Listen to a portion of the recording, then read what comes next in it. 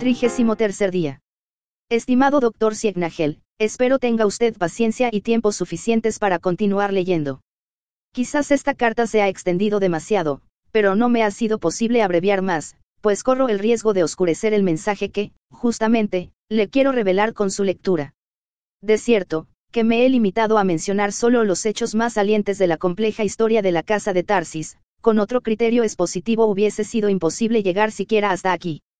Desde ahora trataré de resumir aún más la parte faltante, no porque el mensaje ya esté revelado, ni porque lo que sigue carezca de importancia, sino porque el tiempo se me acaba, porque presiento que ellos están cada vez más cerca y deseo que usted reciba la carta antes que los Golem ejecuten la sentencia. Solo le pido, doctor, más bien le suplico, que efectúe su lectura completa y después juzgue. Sé que mi condición de enferma mental resta no poco crédito a su contenido si el mismo fuese juzgado racionalmente, pero, no he de negarlo, confío en que usted adoptará al fin otro punto de vista. He de abandonar, pues, a los satánicos inmortales, quienes no tardarían en regresar al templo de Melquisedec, para referirme nuevamente a los señores de Tarsis. Ahora se comprenderá cómo la necesidad que la casa de Tarsis tenía de sobrevivir influyó y dio orientación definitiva a la estrategia del Circulus Dominicanis, y cómo esta estrategia culminó cuando la inspirada gestión de Felipe IV concretó sus objetivos. Noso de Tarsis se aprestaba a volver a la caverna secreta cuando la peste hizo su presencia en la casa de Tarsis. Enseguida comprendió que era allí el único sobreviviente y, dominando la furia guerrera que brotaba de su espíritu, trató de evaluar con calma la situación. Tratándose de un ataque de los Golem, no cabía alentar esperanzas sobre los restantes miembros de la familia, salvo los hombres de piedra que, como él, eran evidentemente invulnerables. Se dispuso, pues, a aguardar la confirmación de lo ocurrido con la expedición del conde de Tarsebal y, durante esa espera, comprobó con horror que los cuerpos de sus parientes se transformaban en betún de Judea. Al llegar Lugo de Braga y comenzar el pillaje, Noso no necesitó más datos para saber la suerte corrida por el conde y sus caballeros, y en ese momento solo pensó en la Basílica de la Virgen de la Gruta, y en su imagen, lo más valioso que quedaba allí para un hombre de piedra.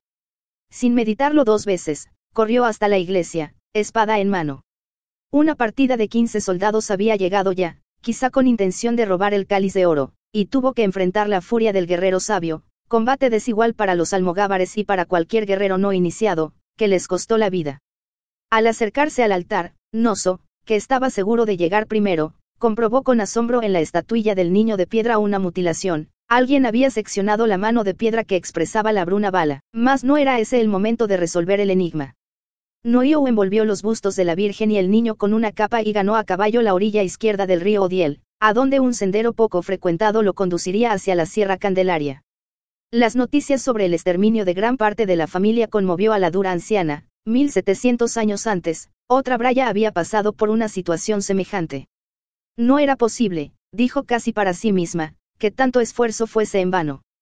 Pese a todos los ataques sufridos hasta entonces, la casa de Tarsis consiguió superar siempre los momentos difíciles, aunque ninguno tan crítico como el presente, pero también los progresos fueron muchos. La pauta familiar estaba casi cumplida, el culto del fuego frío hacía siglos que brindaba hombres de piedra a los señores de Tarsis, y habían conservado la piedra de Venus, el más preciado trofeo para el enemigo. Solo faltaba un último esfuerzo de purificación sanguínea, que la familia produjese un hombre de piedra capaz de comprender a la serpiente con el símbolo del origen, es decir, a uno que fuese capaz de proyectar el signo del origen sobre la piedra de Venus. Ese iniciado hiperbóreo alcanzaría así la más alta sabiduría, la localización del origen, y la piedra de Venus les mostraría la señal lítica de Kata Agar. Entonces los señores de Tarsis podrían marchar hacia el destino que les tenían reservado los dioses liberadores, y ese momento no parecía estar lejano. La casa de Tarsis era consciente de la inminencia con que llegaría un hombre de piedra que sería pontífice y comprendería los mayores secretos. Le aguardaban con ansiedad desde hacía años, pero todos estaban de acuerdo en que pronto llegaría, y las señales de los dioses eran coincidentes.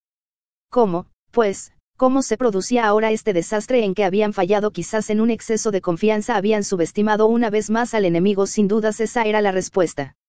No se mantuvo un suficiente estado de alerta y se permitió actuar al enemigo, al que se debería haber atacado preventivamente apenas se acercó a la región de Aresene.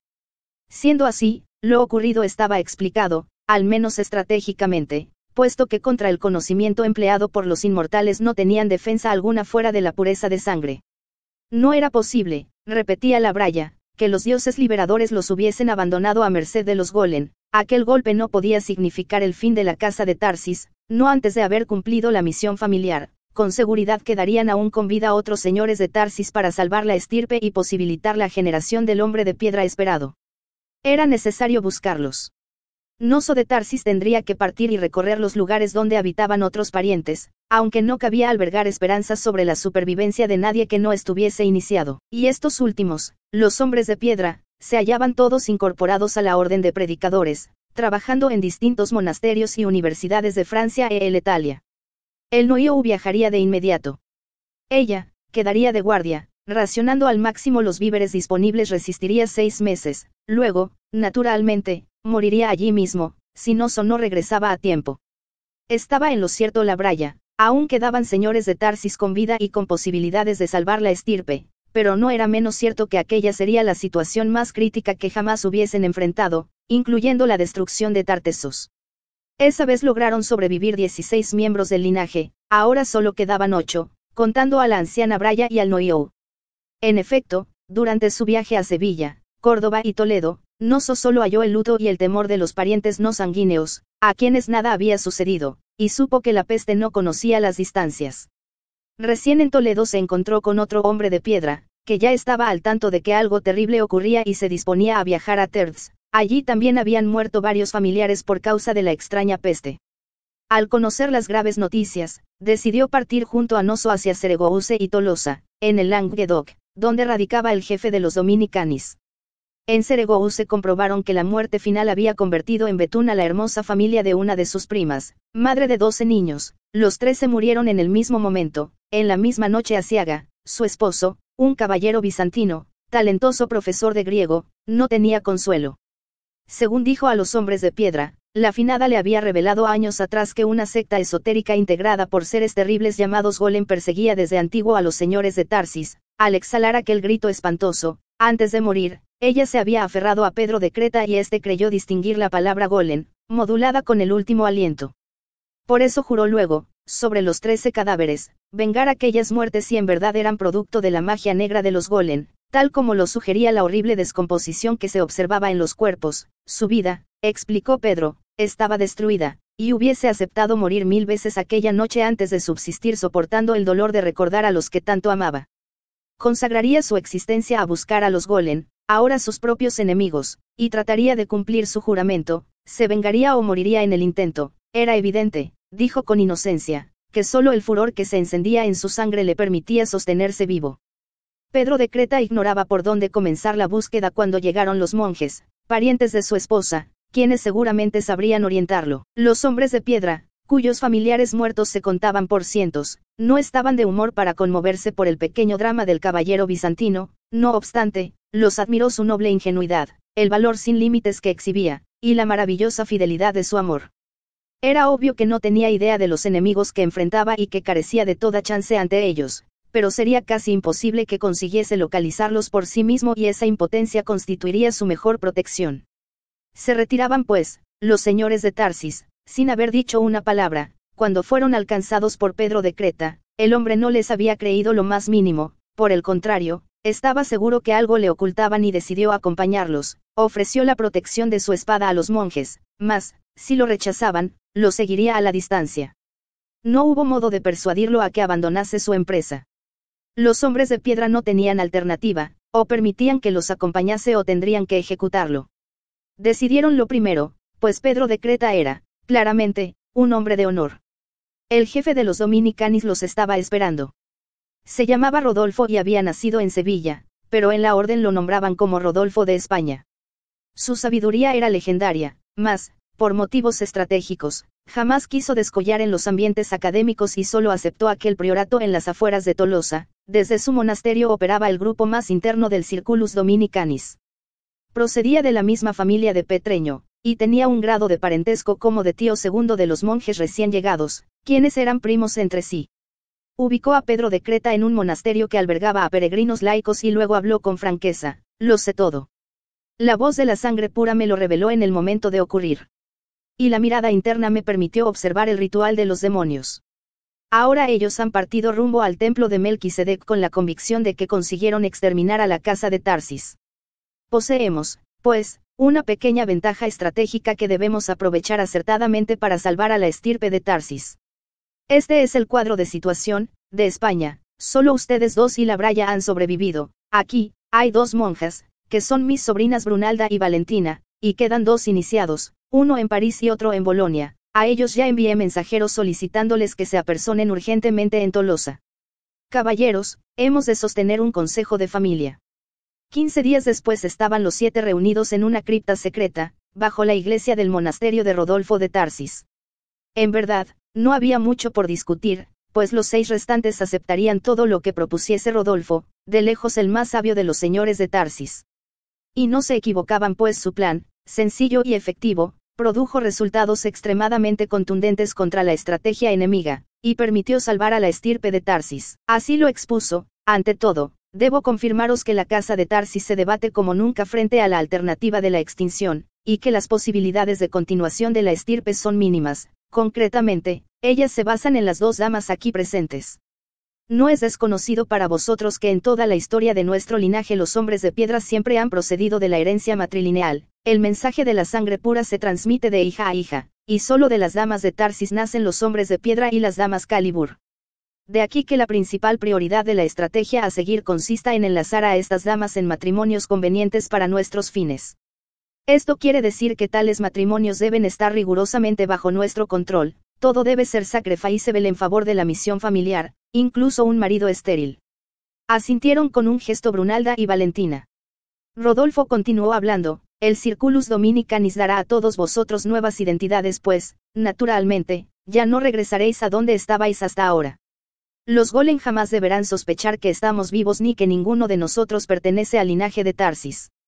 Solo retomaremos nuestros nombres el día que logremos quebrar el poder de los Golem, sea destruyendo sus órdenes satánicas, sea fortaleciendo al máximo el Circulus Dominicanis. Mientras tanto, trabajaremos en secreto dentro de la orden de predicadores y nos ocuparemos de asegurar que los matrimonios de Brunalda y Valentina den sus frutos. No podremos volver a España en tanto exista la posibilidad de ser descubiertos o reconocidos. Hay que mantener la ficción de que la casa de Tarsis efectivamente se extinguió. Sé que eso significa dejar a la Braya abandonada a su suerte, pero ello es preferible antes de arriesgar un nuevo asedio de los inmortales en la caverna secreta. Recordad que muchos han muerto para conservar la espada sabia y que la Braya será solo una más de los que entregarán su vida por tal noble misión. Empero, algún día hemos de regresar a la caverna secreta para restituir la guardia. Tendremos que prever entonces el modo de recuperar el patrimonio de la casa de Tarsis. Para eso nada parece mejor que llevar a cabo lo siguiente: existe un iniciado en el Circulus Dominicanis, un joven conde catalán, quien estaría dispuesto a ceder los derechos de su rico señorío mediterráneo, en favor de un hijo de Alfonso el Elel, a cambio del condado de Tarsebal. Descuento que el rey de Portugal concederá esa merced, habida cuenta de las ventajas obtenidas, en prestigio y rentas, para el beneficiario del condado catalán. Todo será arreglado por la orden, pero hay algo más: he pensado que este conde es el consorte ideal para Brunalda. Aquí la sorpresa se pintó en todos los rostros. Brunalda, una joven de 15 años que desde los 13 era novicia en Fangeaux, enrojeció. Rodolfo explicó su plan: no os asombréis, que pronto le hallaréis razón. Entiendo que ha de parecer locura la idea de enviar a Brunalda a España, luego de los peligros que he confirmado y de la estrategia que he propuesto, pero os mostraré cómo ello puede ser posible. Si obramos con cautela y nos tomamos un tiempo prudencial para ajustar detalles, por ejemplo unos 4 años, nada permite anticipar más peligros o dificultades. Por el contrario, la presencia de Brunalda en las tierras de la casa de Tarsis es necesaria para que el poder carismático de la piedra de Venus actúe sobre su simiente. Por supuesto, no la enviaremos desprotegida, pues disponemos del poder de dotarla de una nueva personalidad, cuyo cambio difícilmente será notado por los Golem.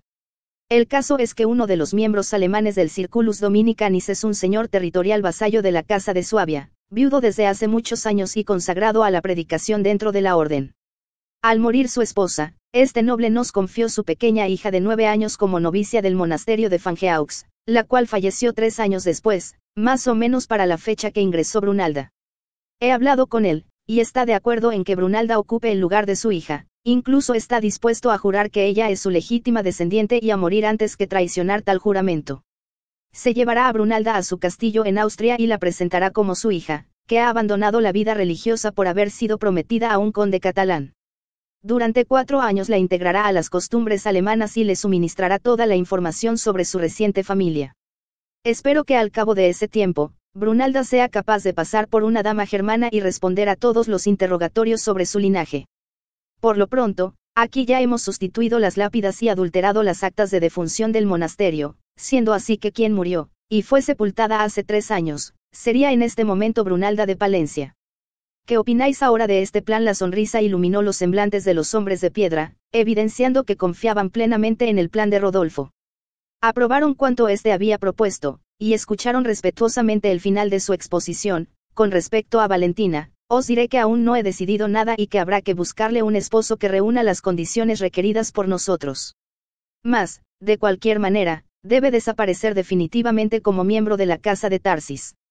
Por lo tanto, os anuncio también que Valentina de Palencia, monja dominica del convento de Fangeaux, para todos los efectos legales falleció aquella noche en que la peste azotó la casa de Tarsis. Su muerte está asentada en las actas y posee su propia sepultura en el cementerio de la orden.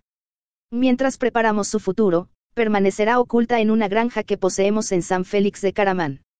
Tal propiedad pertenecía a un noble del linaje de los Ramundous, que fuera quemado por Simón de Montfort durante uno de sus avances hacia Tolosa. El único heredero vivo, hereje confeso, fue obligado a ingresar de por vida en uno de los monasterios de clausura de la Orden de Predicadores. Tras su muerte, los derechos pasaron a la Orden, que ahora ha decidido venderlos a un caballero romano deseoso de vivir en estas regiones y poseedor de mucho oro para pagar. Ese caballero, Arnaldo Tiber, no es otro que nuestro pariente recién llegado de Bolonia, aquí presente. Su misión será, pues, llevar adelante la producción de la granja y reconstruir el castillo, que hoy se encuentra en ruinas. También deberá casarse con una dama elegida entre las familias de los Dominicanis. Valentina tendrá que pasar por su hermana, o sobrina, hasta que su situación esté resuelta. Momentáneamente, se alojará allí el hombre de piedra que viene de Toledo, y secundará en todo al supuesto caballero romano. Tened presente que seréis vasallos del conde de Tolosa y, por lo tanto, del rey de Francia, mas, como la orden de predicadores se reservará los derechos religiosos de la donación, vuestra espada estará en realidad al servicio del Papa y de la Iglesia. Y sugiero que acomodéis en el castillo, como jefe de la guarnición o mayordomo, al caballero viudo que os ha acompañado desde España. No me caben dudas que es persona de fiar. Las cosas sucedieron según las había planeado Rodolfo, con una sola excepción que no alteró los objetivos, como enseguida se verá. El rey de Portugal hizo lugar a la solicitud del caballero catalán, fuertemente apoyado por la Orden de Predicadores, y le concedió el condado de Tarsebal. Esto ocurría un año después que la peste causara la extinción de la casa de Tarsis y, para entonces, los Golen habían inspeccionado minuciosamente la villa de Terz y la residencia señorial. Se irían convencidos de que no quedaban señores de Tarsis con vida, no obstante lo cual extenderían la búsqueda a toda España y luego al resto de Europa.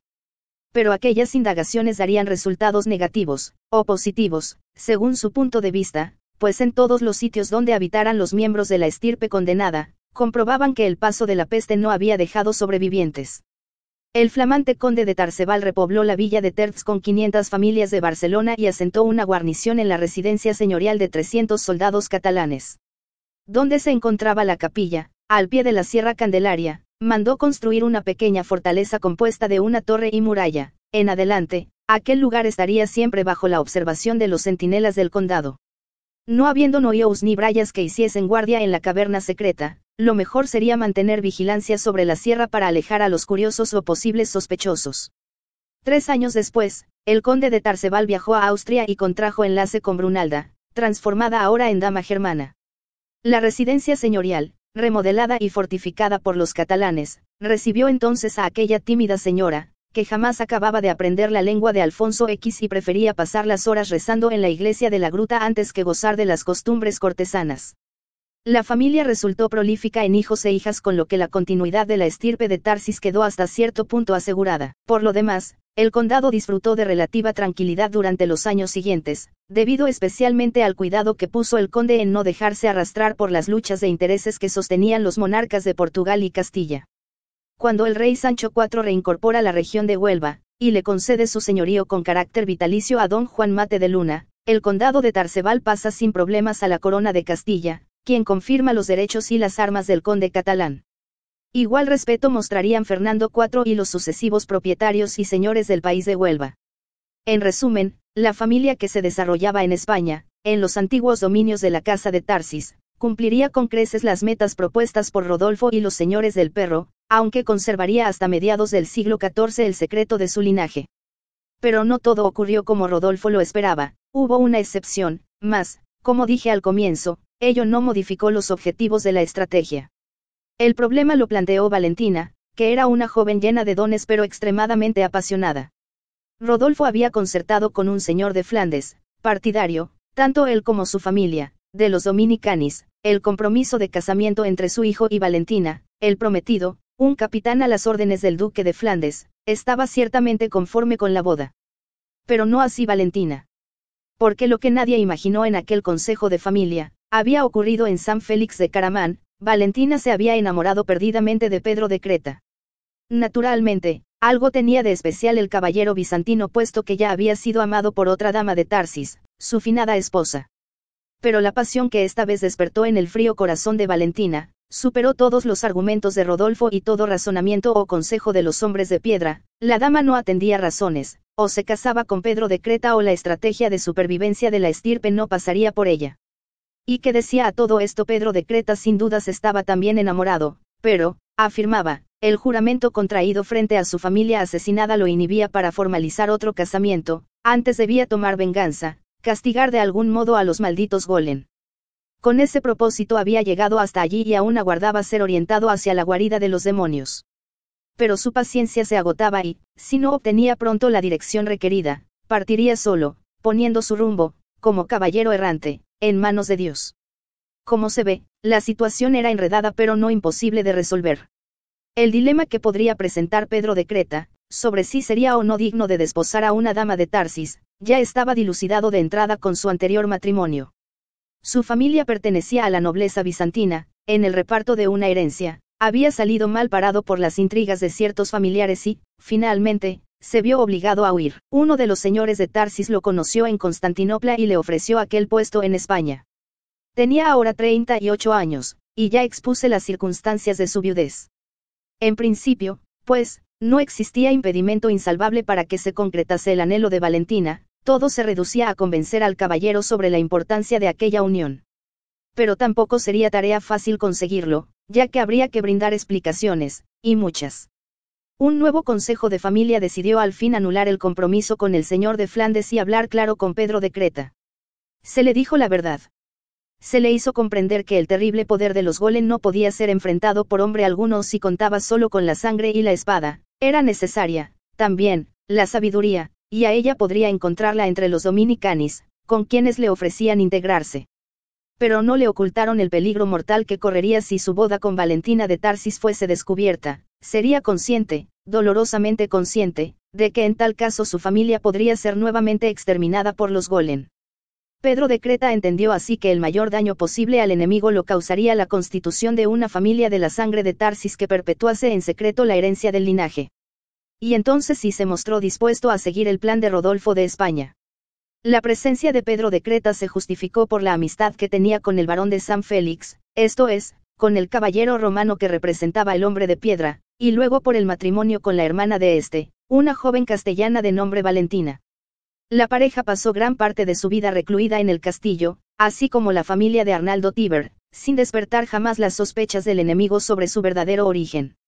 Para la explotación de la propiedad, y cubrir toda posible suspicacia entre los aldeanos, los castellanos contaron con la ayuda inestimable de una familia de villanos a quienes se había enfeudado la granja. Los Nogaret, que así se llamaban, provenían de un antiguo linaje occitano profundamente comprometido con la herejía cátara, es decir, con la sabiduría hiperbórea. Varios de sus miembros fueron quemados por Simón de Montfort durante el sitio de Albi. El resto de la familia habría corrido igual suerte si los Dominicanis no la hubiesen protegido, aceptando en los tribunales inquisidores, que controlaban, su conversión al catolicismo y trasladándola a San Félix de Caramán. A estos bravos cátaros, leales hasta la muerte y valientes hasta la temeridad, los unía con los señores del Perro un mismo odio hacia la iglesia golem y su dios creador Jehová Satanás. Solo esperaban una oportunidad para contribuir en la lucha contra los planes de la Fraternidad Blanca. Y esa oportunidad los señores del Perro se la ofrecieron, 30 años más tarde, a Guillermo de Nogaret.